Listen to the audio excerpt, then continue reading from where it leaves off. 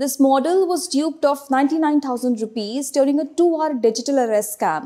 On 3rd December 2024, Shivantika Dikshit, former Femina Miss India West Bengal 2017, got a WhatsApp call from an unknown number. The caller, pretending to be a CBI officer, threatened her with accusations of receiving illegal funds linked to human trafficking and drug trafficking cases. She was compelled to pay the demanded amount as the caller said it was the only way for her to avoid arrest. Not just Shivantika, but over 92,000 people in India have fallen victim to digital arrest scams between January and November 2024, with total losses of over 2,140 crore rupees. Digital arrest scams emerged in India in early 2023. The scammers typically reach out to victims via phone calls, emails, or messages, saying that they are under investigation for crimes such as identity theft or money laundering, or that a parcel addressed to them at the airport contains illegal items. The scammers then force them into a video call, telling them that they have been digitally arrested and restrict all outside communication,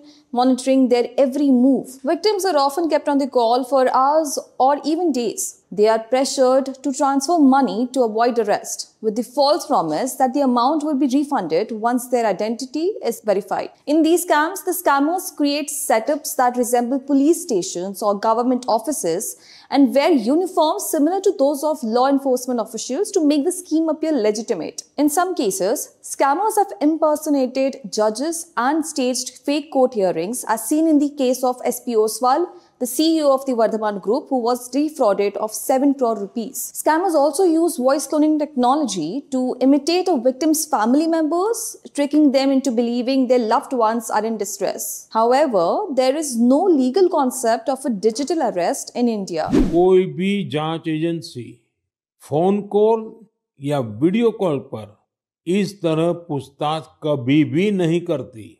Cybersecurity expert Dr. Rakshit Tandon said most of the calls from scammers in the initial months of 2024 originated from Southeast Asian countries like Cambodia, Laos, and Vietnam. A United Nations report released in October 2024 reveals that scammers entice Indian youth with promises of IT jobs in Asian countries. Some victims are trained to carry out cyber fraud, while others have their passports confiscated and are forced to work in call centers, deceiving people in India. So if you fall victim to cybercrime and want to recover your money, don't panic, because you need to act swiftly, and here's what you need to do. Lodge an online complaint on the National Cybercrime Reporting Portal or dial the National Cybercrime Helpline number 1930. Another portal to file a cyber fraud complaint is cybercrime.gov.in. Report the crime to the local police and petition the court to have the police submit a report on frozen accounts. Your lawyer will submit the police report and bank statements as evidence. If the court validates your claim, it could direct the bank to release the funds, but you will be required to provide a surety. In Shivantika's case, when she told her family about the digital arrest,